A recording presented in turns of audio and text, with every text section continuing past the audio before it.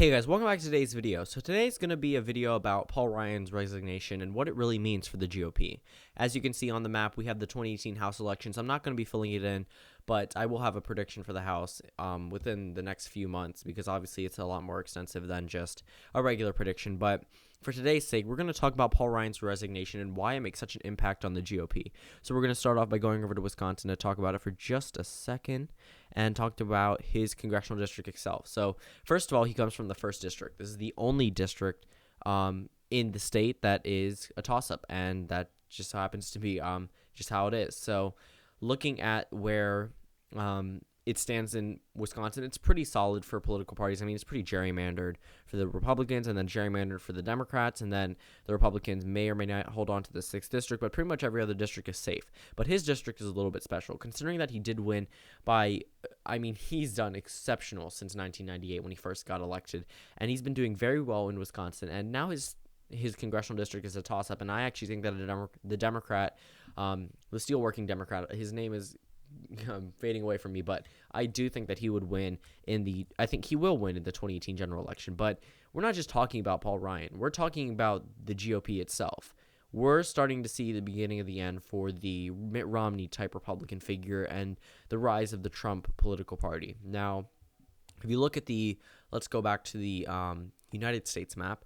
A lot of these Republicans are people that very much embody more moderate Republicans or more conservative ones. Going around the South, they're a little bit more conservative, but then up in the North, they're a little bit more, I'm with the people, I'm more of a moderate Republican. But we don't really see many Trump Republicans. We don't really see many people who ran on something like Donald Trump did and are in elected seats right now. We pretty much see moderate Republicans, and those are the main ones that are retiring in the GOP. And that's not by chance. That's because the GOP, being the party of moderates, the House of Representatives being the moderate Republican party it is, in Washington, D.C., they have a very, very drastic change from what they're hearing from the president and what the representatives actually want to get done. Donald Trump obviously has been very, very controversial for the GOP. He's both helped them and hurt them. And as of 2018, he's definitely going to hurt them. As of right now, 270 to win has 212 seats in the Republican column, with 19 more labeled as leaning towards the GOP, meaning it could flip at any time. The Democrats have 180 seats safe and 198 in their column as of right now, with 7 as leaning in their column. Now, Paul Ryan resigning is going to hurt a lot of the members in the GOP, especially the ones up in closer districts. In like Texas's 23rd district, that one is probably going to go to the Democrats now that Paul Ryan is resigning. And that's going to be retiring, my bad. That's mainly because he is their number one fundraiser. Besides the president, he is probably their number one fundraiser, especially for midterm election years. He was the vice presidential nominee in 2012. He became Speaker of the House in 2015 after John Boehner left. Everything.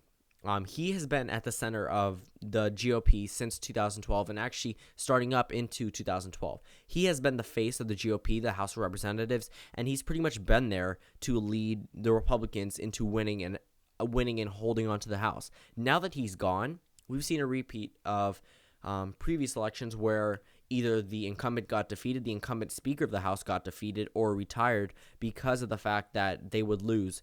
And they don't want to be caught in the Republican or Democratic wave. Now, this is horrible news for Donald Trump and the GOP. A number of these seats that are labeled safe, likely, or leaning are now going to become toss-ups, leaning, and likely. But a number of these seats are no longer going to be safe. Paul Ryan has sent a ripple effect throughout the country. A number of these representatives are now going to be retiring because it's not going to be something that's out of the ordinary. There are over 50 retirements in the House of Representatives, and I think there will be a lot more, considering that a number of these don't want to face the voters. A number of these Republicans don't want to face the voters and don't want to have that backlash that they're going to see. And if those Republicans retire, which many of them will, and which a number of them already have, we're going to see Democrats sweep these seats because they no longer have the incumbent factor, and then you have to factor in the blue wave. If the district's already a toss-up with an incumbent, you take out the incumbent factor, it becomes a lean or likely Democratic district. And now that we've seen a state like Wisconsin lean a little bit more blue, and even the former Speaker of the House's seat, the current Speaker of the House's seat, become a toss-up, that's something that's going to be seen nationwide. This map is full of dark red, but we're going to start seeing it lighten up because of the fact. And it's not just Paul Ryan. It's because of the Russia investigation. It's because of Donald Trump's negative approval rating in a number of these states. And Pretty much that's all the result of the one person in the White House, Donald Trump. And he single-handedly is boosting up the Democrats and single-handedly bringing down the GOP. Now, when it comes to 2020, I think he'll do very well at bringing that base back. But when it comes to midterm years, what we saw in 2008 and then what we saw in 2010 doesn't correlate with what happened in 2012. If we saw the same trend with the Tea Party coming out over Democrats and bringing Democrats over to their side to make a message toward the president, Barack Obama would have never won re-election. Now, it is possible for a Trump presidency re-election in 2020, but 2018 is going to be very hard for him to hold on to. A number of these seats are going to become and go to the Democrat. If you see Montana at large right there, that's lean red. It wasn't lean red after the seat was won by a Republican in a special election. It was likely red. It is now lean red. Up in Maine, it was likely red, now lean red. In Wisconsin, was likely red, now a toss-up. I mean, a number of these districts we're seeing a drastic swing towards the Democrats. I don't think there's any House districts that went from the Democrats and now in the favor of the Republicans, except for some that are being redrawn in like Pennsylvania or had extremely popular incumbents down in like Florida. But pretty much, Paul Ryan's resignation is just going to cause a ripple effect and cause Democrats to win in seats that are already close with incumbents, because those incumbents are going to retire.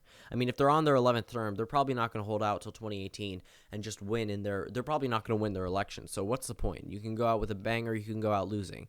And a number of these Republicans are going to hold on to their seats and hold on to their title as undefeated or as winning throughout their entire lives. They don't want to be defeated in a mere 2018 midterm and then come back in 2020. If they're on their like 11th, 13th, or even like 7th or 8th, if they've been in the House for a long time, sooner or later they're going to get tired, and they're not going to be ones to.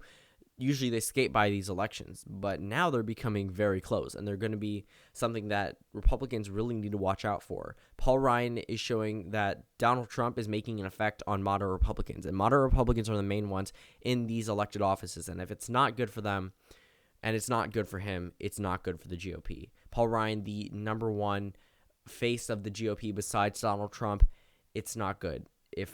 If he's retiring, a number of other Republicans are going to retire, and it's just going to cause a chain effect, and it's going to cause more Democrats to get elected into this office. Now, the case for the United States Senate, this also could make implications. So I may or may not make a video sooner or later about the 2018 Senate factoring this in, but as of right now, the House is going to be mostly affected, and it's going to be negative for the Republicans. Don't expect anything good to come out of this. Now, some of you may say, oh, more Trump Republicans will come in and use the Trump voting base to win in the elections, but that's not really going to happen. And midterm voters are definitely different from election year voters, and this is a Democratic wave year. It's not going to go good for the Republicans. So, just to recap, I mean, Paul Ryan's resignation is going to pretty much shatter the GOP. I mean, it already has caused a lot of shock and pretty much panic. I mean, the GOP is now going to have to find a replacement if they do hold on to the majority, which they probably won't, which will probably be the House Majority Leader, if not someone else. But as of right now, it's not looking so good for the GOP when we're looking at the congressional districts and the House of Representatives. Now, the Senate, on the other hand, could not be much as affected as the House, but the House itself is pretty much probably going to the Democrats, especially after all these recent events. It's very much going in the direction of a blue wave. So thank you guys for watching this video. I'll come out with a new video in just a moment, so stay tuned for that and look in like the new uploaded column. But again, thank you guys for watching this video, and I'll see you all tomorrow.